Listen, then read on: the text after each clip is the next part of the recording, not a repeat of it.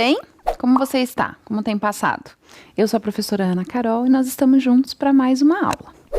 O tema de hoje é muito legal, muito instigante, ou seja, é aquele tipo de tema que deixa a gente pensando, deixa o pensamento refletir, a gente fica refletindo sobre várias questões.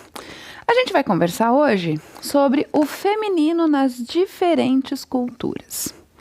Antes da gente começar, eu quero que você se sente confortavelmente, esteja num lugar agradável, onde não tenha muita distração, mas em especial eu quero que você lembre que nós sempre conversamos sobre cultura, né? Sobre coisas que são diferentes ao nosso cotidiano, à forma como a gente vive. Por isso, hoje você vai me ouvir contar algumas coisas que vão te causar muita estranheza. Mas você precisa entender que cada povo, cada família tem a sua cultura. Tenho certeza que a sua rotina já não é igual à do vizinho, por exemplo. Existem diferenças na forma de se organizar, na forma como se faz as coisas. Pelo mundo inteiro, no tamanho desse mundo que a gente vive, não seria diferente, né? Então, a gente também tem essas diferenças. Por isso, é importante você ter sempre isso em mente. Sabe por quê? Porque às vezes a gente tem uma tendência a querer julgar, né, ou a criar um preconceito sem conhecer direito. Por isso a gente tem que lembrar que cada povo, cada cultura. Então esse é o toque da nossa aula hoje.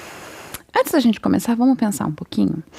Você já parou para pensar quais são as características que tornam uma pessoa única e especial? Já pensou sobre isso? O que é que te torna uma pessoa única e especial? Quais são os fatores que contribuíram para isso? Vou te falar um pouquinho o que pode contribuir. Claro que não só isso, existem outras coisas também. Vamos ler comigo lá? Olha lá. As características de uma pessoa dependem de muitos fatores. Onde ela nasceu, a que grupo pertence, a que grupo social ela pertence, se tem acesso aos estudos, se tem acesso às informações da sociedade, a quais regras está exposta, qual é o grau de liberdade que tem e etc. Então, esses fatores contribuem para que a gente se torne uma pessoa única e especial. E tem muitos outros, claro, trouxe aqui só alguns. Sempre lembrando do que eu acabei de dizer, né? Esses fatores vão contribuir na formação das sociedades e das pessoas, por isso a gente precisa respeitar. Agora, vamos comigo descobrir como vivem as mulheres ao redor do mundo? Somos muitas, que somos guerreiras, que somos fortes, que somos capazes de fazer tudo aquilo que quisermos, isso a gente já sabe, né? Mas aí a gente vai entender um pouquinho como é que as mulheres ao redor do mundo vivem. Então vamos lá, nós vamos começar pela Índia, né? A Índia, quando a gente ouve falar, nos causa muita curiosidade, a mim em especial. Tenho muita vontade de visitar, de conhecer essa cultura que é tão diversa da nossa. Eles fazem coisas muito diferentes daquelas que nós estamos acostumados. Então, sempre que eu sei que alguém esteve na Índia, eu já quero logo entrevistar essa pessoa, saber tudo sobre o que tem por lá, né? Porque são muitas coisas diferentes. O que a gente tem que ter em mente sempre é que lá há uma grande diversidade cultural e religiosa. Então, isso já vai nos dar aí a primeira pista de que por que as coisas acontecem na Índia da forma como a gente vai perceber. E aí, o status das mulheres na Índia está ligado às relações familiares. Então, elas estão muito ligadas à família. Lá, a família tem grande importância. Os idosos têm autoridade sobre os mais jovens. E os homens sobre as mulheres. Então, essa é a primeira coisa que a gente vai compreender quando a gente vai falando sobre a Índia, né? Culturalmente, socialmente, as mulheres são submissas, são submetidas aos homens. Então, precisam seguir as regras nessa maneira. Claro que existem mudanças, as coisas caminham para que isso mude. Mas, nesse momento, a maioria das mulheres na Índia, da sociedade da Índia, ainda está submetida às ordens dos homens. Aí vamos ver então a primeira coisa que nos chama sempre a atenção, que são as vestes, né? As roupas que são utilizadas. A Índia é conhecida por sua riqueza de cores, os tecidos são incríveis, as estampas são sempre muito coloridas, então tem essa riqueza bem grande de cores. Olha lá uma das coisas que elas utilizam. É esse tecido longo, né, grande, esse pedaço de pano, que se chama chunari ou dupatá. Não sei direito qual é a pronúncia correta. Então, elas usam cobrindo ou os cabelos ou o corpo, né? Então, hoje em dia, por conta da poluição, muitas mulheres usam o shunari para poder cobrir os cabelos, até para que possam se proteger dessa poluição. Então elas andam com os cabelos cobertos aí por esse grande tecido, que sempre muito bem estampado, às vezes tem brilho dourado, né? Então as estampas são diversas e deixam as mulheres sempre muito bem vestidas, muito bonitas.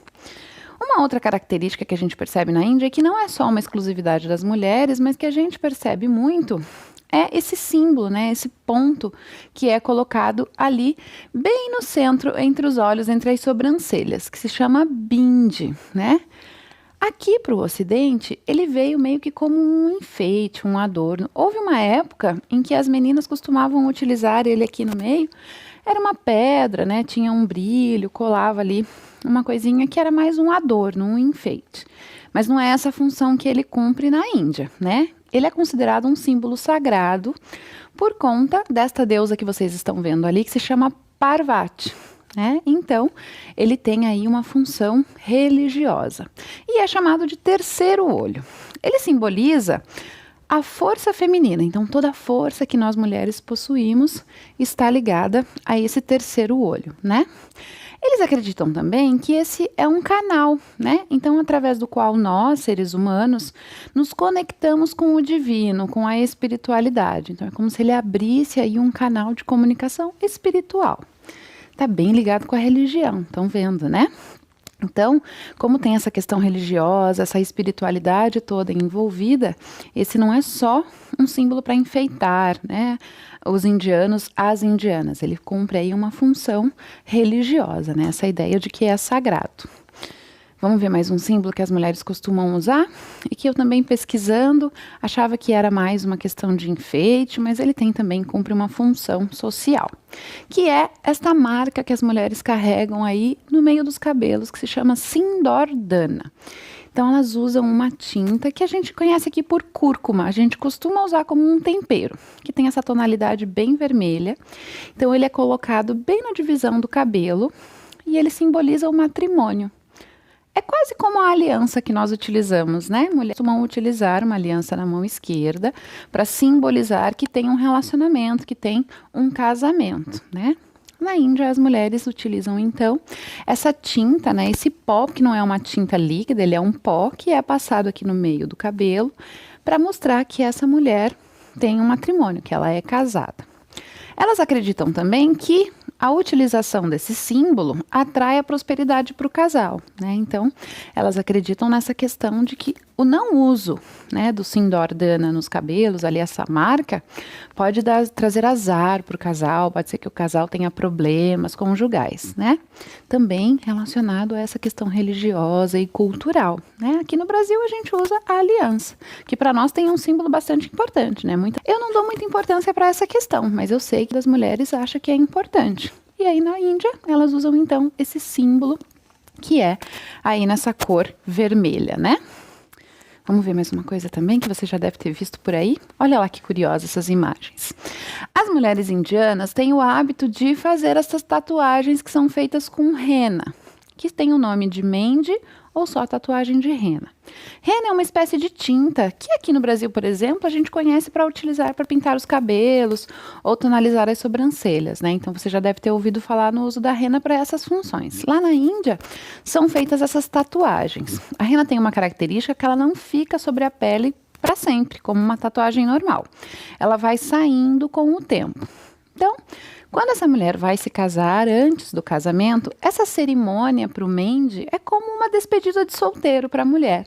Então, é um momento onde ela vai se reunir com as amigas, todas as pessoas das mulheres da família vão fazer essa reunião e esses desenhos que são especiais e que parecem uma linda renda desenhada nas mãos e nos pés são para atrair boas energias, né? Para esse casal, para esse momento, para esse casamento. Além do que é uma reunião com as amigas, né? Então é um momento gostoso, especial, onde você pode se divertir, além de ficar bonita, né? De ter mais esse enfeite em você. Além de cumprir essa função de ser um embelezamento para a mulher, ele também tem essa questão de atrair boas energias, de ser importante para o casal. Então, durante esse período, até que a tatuagem saia, né, até que a rena saia das mãos e dos pés, essa mulher não faz as atividades que são consideradas aí as atividades domésticas, Queria uma tatuagem o tempo inteiro, né? Pra gente poder não ficar fazendo essas atividades toda hora, porque nunca acaba, né? Bom, conhecemos um pouco da cultura das indianas. Vamos mudar agora? A gente vai agora, olha lá, para o Oriente Médio, que é essa reunião de países, né? Um grupo de países, não é um único país. Então, tem aí uma reunião de alguns países que formam o Oriente Médio. Essas mulheres são marcadas por vários... a gente ouve o tempo inteiro falar um pouco sobre elas, de quanto tem lutado. Por exemplo, você lembra como nós falamos da Malala, né, da luta que a Malala tem pela educação, pelo direito das mulheres a estudar e tudo mais? É dessa região que nós estamos falando. Mas hoje a gente vai falar em especial da cultura dessas mulheres, né? Olha lá a primeira questão. Olha com atenção. O quão linda é essa imagem e toda essa roupa que ela está utilizando, né? Que se chama abaiá, que é uma espécie de tecido longo que é costurado diferente das indianas, que não tem uma costura, né? Ele é como se fosse vestido, que tem o objetivo de cobrir os cabelos das mulheres e também cobrir o corpo, né? Esse que a gente está vendo não é tão longo, mas vocês podem ver que ele fica bem largo, né? Então, uma das características das mulheres do Oriente Médio, elas gostam muito de cores, de estampas, gostam das maquiagens, mas elas precisam andar com o corpo coberto e os cabelos também, por uma questão da religião. Existem muitos debates sobre essa questão. Se você for navegar pela internet, por exemplo, vai encontrar várias informações sobre isso, né? Sobre como essas mulheres têm lutado pelo direito de utilizar o abaiá, por exemplo, por opção, né, e não por uma obrigação, e não por uma força de lei ou de religião. Mas isso é uma questão cultural, e aí com o tempo, quem sabe mude, a gente espera que sim, mas por enquanto tem muita relação com a religião e está relacionado com essa questão cultural lá do Oriente Médio. Ó, trouxe mais uma foto do abaiá para você ver como eles são coloridos, como trazem estampas também, são muito bonitos, né? Então, independente de serem mais largos, porque nós aqui no Ocidente temos o hábito de usar roupas mais apertadas, né? Podemos usar vestidos curtos, podemos ficar com os braços à mostra. As mulheres no Oriente Médio não podem, né? Então elas estão sempre com as mangas, então as roupas sempre têm mangas. Se porventura você estiver passeando em algum lugar, tiver a oportunidade de encontrar uma mulher que tem origem ali no Oriente Médio, né, e que faz parte dessa cultura, você verá que ela estará com os braços cobertos, na maioria das vezes com o cabelo coberto também, porque precisa estar com ele coberto. E aí, para cobrir os cabelos, elas usam este lenço, esse grande lenço que se chama hijab. Também cumpre uma função hoje em dia de fazer com que ela proteja o cabelo da poluição. Ele tem uma característica diferente porque também cobre a boca e o nariz. Então, elas ficam apenas com os olhos à mostra, né? Existem alguns que, inclusive, cobrem os olhos e tem apenas uma tela ali, onde essa mulher pode enxergar o mundo exterior ali, mas também fica com os olhos escondidos, né? Eles acreditam que todo o corpo da mulher, mas em especial também os cabelos, a boca, os olhos, remetem muito à sensualidade e que por isso deve ser reservado apenas para ser mostrado na sua própria casa. Então, por isso, quando estão em espaços públicos, essas mulheres têm os cabelos cobertos e o corpo todo coberto. Você deve estar pensando, mas o que tem a ver, né? Por que eles têm isso? Como eu te falei lá no começo, é uma questão cultural, está relacionada à cultura deste povo, a como essa sociedade se constituiu há tanto tempo, né? Que por isso a gente precisa compreender, conhecer para poder compreender, né? Isso que é tão interessante, que é tão legal quando a gente conhece diferentes culturas, quando entra em contato com o que é diferente daquilo que a gente está acostumado. Vamos dar mais uma olhada lá? Num outro tipo de vestimenta. Olha lá como são coloridas as roupas, né? Como essas mulheres também têm muito bom gosto. Às vezes a gente pensa que roupas largas podem não serem interessantes ou bonitas, mas não é nada disso. Elas também têm muita vaidade e aí a gente vê isso expresso nas roupas que elas utilizam quando estão em público. Então, como eu falei, elas sempre estão cobertas e ficam sempre muito reservadas. Por exemplo, no Oriente Médio, a gente nunca pode tocar uma mulher. Então, por exemplo, um cumprimento de mãos não é permitido. Então, a gente não pode tocar nas mulheres. Inclusive, nós turistas, se estivermos lá também temos a orientação de andar com os cabelos cobertos e ter todo esse cuidado. Olha lá uma curiosidade que eu encontrei também. Nos vagões de trem, né, do transporte, existem aqueles que estão reservados apenas para as mulheres, onde elas podem utilizar, podem se sentar sem ter contato direto com os homens, né? Então, essas mulheres, quando estão se deslocando pela cidade, utilizam esses vagões especiais para que elas possam ficar mais à vontade e não tenham contato com os homens. Então, para a gente entender como essa cultura é forte, né? Vamos ver outro lugar agora? Até aqui tudo bem? Tá tranquilo? Vamos lá. Olha só, agora a gente vai para a Coreia do Sul. Então, olha lá o mapa da Coreia do Sul, lembrando que tem Coreia do Norte e Coreia do Sul. A gente quase não encontra informações sobre a Coreia do Norte por questões políticas, porque é um país fechado politicamente, e aí a gente não tem acesso a muitas informações. Depois, se você tiver tempo e for navegar pela internet, você pode buscar um pouco sobre isso. Então, eu trouxe as informações da Coreia do Sul, que são bem interessantes. A primeira é essa daí, ó. Olha só que diferente. Essas duas mulheres estão na praia. E aí, uma questão bem importante para as coreanas é o cuidado com a sua pele. Elas têm um cuidado excessivo com a pele. E aí, ir à praia significa expor-se ao sol. E aí, a gente já sabe aí, desde muito tempo, que o sol pode ser prejudicial à nossa pele, né? Causa envelhecimento, pode causar manchas. Eu, em particular, adoro o sol, adoro ficar no sol, mas também compreendo como ele é prejudicial para a pele. E as coreanas, sabendo disso, vão à praia com esse adereço aí que se chama face skin, que foi inventado por uma mulher, onde elas cobrem todo o rosto. Então, não tem, né, como tomar sol, por assim dizer. Os tecidos, inclusive, hoje, com as novas tecnologias, têm proteção contra os raios UVB, UVA, esses que fazem mal à nossa pele. Então, é quase como se elas estivessem vestindo um protetor solar mesmo, porque esses tecidos cumprem essa função. E aí você vai ver que elas adoram ir à praia, mas todas assim, com o rosto bem coberto e protegido. Elas são conhecidas também por uma rotina de pele que a gente chama de skincare, bem cuidadosa. São 10 passos que elas seguem rigorosamente todos os dias para limpar, para tonificar e para cuidar da pele. Por isso elas têm uma fama de terem sempre uma aparência muito jovem e uma pele muito bonita. Quando você está navegando pelas redes sociais, de vez em quando a gente vê alguns vídeos onde elas fazem tutoriais de maquiagem. E aí às vezes a gente vê um que no início parece uma pessoa e quando ela tira toda a maquiagem parece outra completamente diferente, né? Então, elas têm todo esse cuidado, têm toda essa preocupação de manter a pele muito bonita e também gostam muito das maquiagens e de todas as coisas. Os produtos coreanos são muito conhecidos pela sua qualidade para cuidar da pele. Dá para entender por quê, né? Eles devem investir bastante. Olha uma outra questão que eu encontrei relacionada a nós mulheres. Que legal. Quando elas estão grávidas, ou seja, são gestantes, o governo dá para elas um cartão de crédito que tem aproximadamente $500, né? E aí elas podem utilizar esse dinheiro da forma que elas acharem melhor. Seja para comprar as coisas para o bebê, seja para pagar os exames ou os médicos. Enfim, elas usam esse valor aí que é fornecido pelo governo. Uma outra questão interessante é que elas recebem um chaveirinho. E esse chaveirinho avisa no transporte público que ela está entrando nele. Aqui no Brasil a gente tem, por exemplo, no ônibus, no metrô, os assentos que estão reservados para os idosos e para as gestantes, né? A gente consegue identificar no vidro que tem ali um assento separado.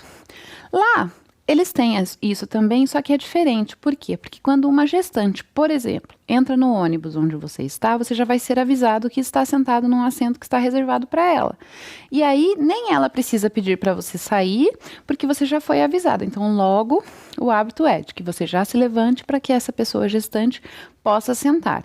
Isso independente dela estar com uma barriga bem grande, já com a gravidez avançada ou não, né? Mesmo aquelas que estão no início da gravidez e ainda não têm nenhuma barriga, têm o direito de utilizar esses assentos também. Os coreanos são bem ligados em tecnologia, então as coisas são sempre tecnológicas. Uma prova disso é essa questão do chaveiro já avisar o passageiro assim que a gestante entra no ônibus ou no trem, no vagão do metrô, né? Vamos lá para outro país que também me causa muita curiosidade, eu tenho muita vontade de conhecer, que é o Japão. A gente não pode esquecer que o Japão é uma ilha, né? Às vezes a gente acha que não, mas a gente tem que lembrar lá que ele é uma ilha. Um país que não é tão grande, porém populoso. Em contrapartida, organizado, né? A gente sempre lembra do Japão por essa questão da tecnologia, da organização. E hoje a gente vai conhecer um pouco sobre a cultura das mulheres. Então, a primeira coisa que a gente tem que saber é que culturalmente o Japão tem uma mulher que é submissa ao homem. Eu li algumas coisas interessantes, porque eu tenho um filho que é adolescente e ele gosta muito de desenhos japoneses, de mangás e tudo mais. E é verdade que nesses desenhos, sejam eles o mangá, que é uma história em quadrinhos, ou nos desenhos que a gente assiste, nos animes, a presença dos pais quase não tem. A figura do pai quase não aparece durante a história, né? E isso tem uma razão, porque os pais são os responsáveis por sair para trabalhar e sustentar a família. Por isso fica um pouco tempo em casa. Então, quando a gente acompanha essas histórias, percebe que há pouca a presença do pai. Por isso, o que acontece? Nós, as mulheres, ficamos responsáveis por gerenciar a família. Cada vez menos, mas ainda acontecendo bastante, as mulheres, quando se casam, então, normalmente param com a sua carreira profissional para poder se dedicar à família exclusivamente. E aí passam a gerenciar todas as questões relacionadas à família. Cabe ao homem, nesse caso, trabalhar e trazer o dinheiro. Quem faz toda a administração é a mulher. Olha que coisa interessante que eu encontrei. O okuzakai, ou otokozukai, é uma mesada que é dada ao marido, ao homem. Então, a mulher que gerencia toda a vida financeira da família separa um valor e mensalmente dá esse valor ao marido. E é o dinheiro que ele tem para gastar com as coisas dele. Então, se ele quer sair, se ele vai comprar algum item pessoal, uma roupa, enfim, aquilo que ele achar necessário, ele usa essa espécie de mesada chamada de okuzakai ou otokozukai. Então, a gente vê que a mulher é submissa ao homem, mas a gente percebe que nessa questão de gerenciar a família, de cuidar de tudo, a responsabilidade é exclusiva dela. Não é muito diferente aqui com a gente, né? Vamos ver algumas proibições? Pois é chato ouvir essa coisa das proibições, né? Mas esse é um país também bastante tomado pela religião, pela questão espiritual, então a cultura está toda desenvolvida a partir disso. Por isso que tem aí algumas restrições, algumas questões. Vamos olhar lá? Então, olha só. A primeira delas é que não pode se tornar rainha, né? Então, nunca veremos uma japonesa ocupando o cargo de rainha. A segunda é visitar uma ilha chamada Okinoshima, porque ela é reservada a retiros espirituais e somente os homens podem ir, e as mulheres não têm acesso. Elas não podem manter o seu sobrenome após o casamento. Então, quando se casam, obrigatoriamente tem que mudar o nome para o novo sobrenome do marido. Aqui no Brasil, hoje, a gente já pode escolher se quer ficar com o nosso nome, se quer ter o nome do marido, se quer ficar com os dois, né? Um pouco diferente. Tem esse outro monte, chamado Monte Omine, que também não pode ser escalado por mulheres. Também porque está relacionado a essa questão de ser um retiro espiritual para o homem e por isso as mulheres não podem frequentar este lugar. Não podem praticar sumô, que é um esporte bem popular do Japão. Então, elas são proibidas, inclusive, de estarem nos locais onde o sumô, as competições acontecem. E também não vão se tornar uma chefe de sushi, que é aquela comida que a gente está acostumado a ver aqui no Brasil. Lá, os chefes têm toda uma preparação, que além de ser técnica e profissional, também está bem relacionada com a religião, da questão de como o alimento é sagrado. E, infelizmente, as mulheres não se tornam chefes de sushi. Nós, se formos ao Japão, não vamos encontrar em um restaurante uma mulher preparando o sushi. É cultural, são questões que a gente muitas das vezes não vai compreender, né? Como eu falei lá no começo, podemos fazer aquilo que quisermos. Mas quando estamos em um país onde a cultura ainda é muito forte e certas proibições são postas, a gente precisa, na medida do possível, compreender e entender que aquele país tem toda uma história, né? Que por isso essas coisas aconteceram. Vamos para o próximo conjunto de países também, olha lá, a África, né? A gente que carrega tanto da cultura da África, né? Nossa vida está muito cheia de questões que foram trazidas por esse povo, que é tão importante para nós aqui no Brasil também, né? Assim como a gente viu lá na Índia, também há uma grande diversidade de etnias e de culturas, né? Então, são diferentes povos, com diferentes costumes. Então, haveríamos de ter umas 5 ou 6 aulas sobre a África para tentar dar conta de conhecer a cultura dessas diferentes tribos e povos. Então, não vai dar para ter tudo, a gente vai ver só um pedaço. Uma das questões bem interessantes é que elas gostam muito de se embelezar trançando os cabelos. Essa não é uma exclusividade das mulheres, os homens também podem trançar os seus cabelos. As tranças têm uma tradição muito bonita porque, num primeiro momento, eram aquele momento de passar as histórias, de contar as coisas, né, e de fazer com que a história continuasse viva, né, pela oralidade. No momento da escravidão, eles costumavam esconder grãos, né, sementes dos alimentos que eram importantes para que esses alimentos ali escondidos nas tranças pudessem ser levados para esses lugares. Então, viram aí que as tranças contam muitas histórias, né? Também, antigamente falavam um pouco de que aquele povo era, né? Cada trança tinha uma mensagem a trazer. Hoje, são um instrumento aí dessas mulheres lutarem contra o preconceito de gênero e também exercerem aí a sua força. Outra questão que a gente tem com relação às roupas, são essas amarrações que elas fazem para produzir as suas roupas, né? Não são costuras. Então, são grandes tecidos que são envolvidos no corpo e aí fazem essa espécie de vestidos aí que eu acho maravilhoso. As estampas também são incríveis, adoro as cores, a forma como eles deixam as estampas lindas e, assim, super combinando. Adoro também, sempre gosto de acompanhar essa coisa dos tecidos africanos. E tem uma outra questão bem forte também, que são os turbantes, né? Que assim como as tranças também contam muita história e embelezam ainda mais essas mulheres, né? As deixam ainda mais fortes e mais bonitas. Várias questões relacionadas a essa questão cultural, né? Mulheres que também são submissas aos homens. Em algumas aldeias, as mulheres têm tomado aí a liderança com os cuidados com a população da aldeia, né? Mas aí quando você tiver tempo, estiver navegando pela internet, ficou meio curioso, vai lá e procura. Vamos fazer uma atividade bem rapidinha? Hoje não é bem uma atividade, eu quero que você reflita um pouco sobre nós, as mulheres, né? Se você é homem, pensa um pouquinho sobre a função e o papel das mulheres. E se você é mulher, presta atenção nesse vídeo e pensa um pouquinho sobre o quão forte a gente é. Vai lá.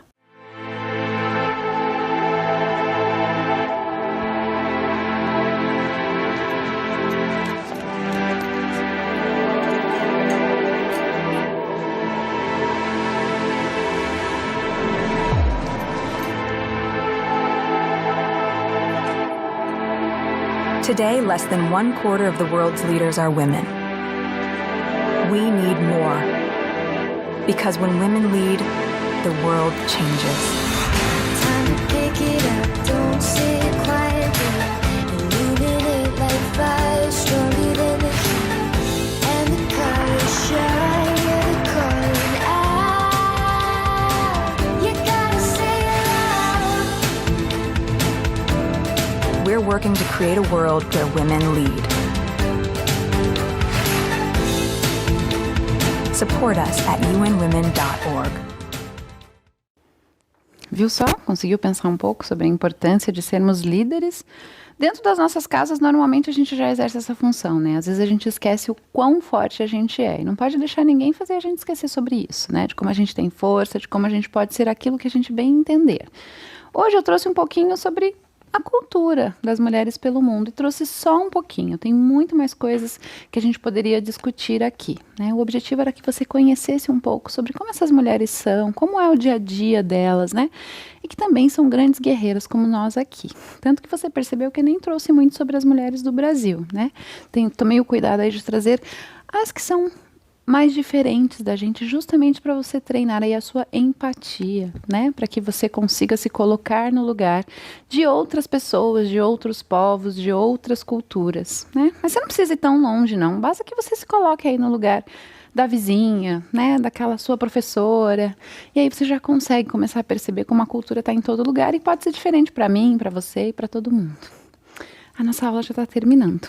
A gente se vê na próxima aula. Fica bem. Tchau, tchau.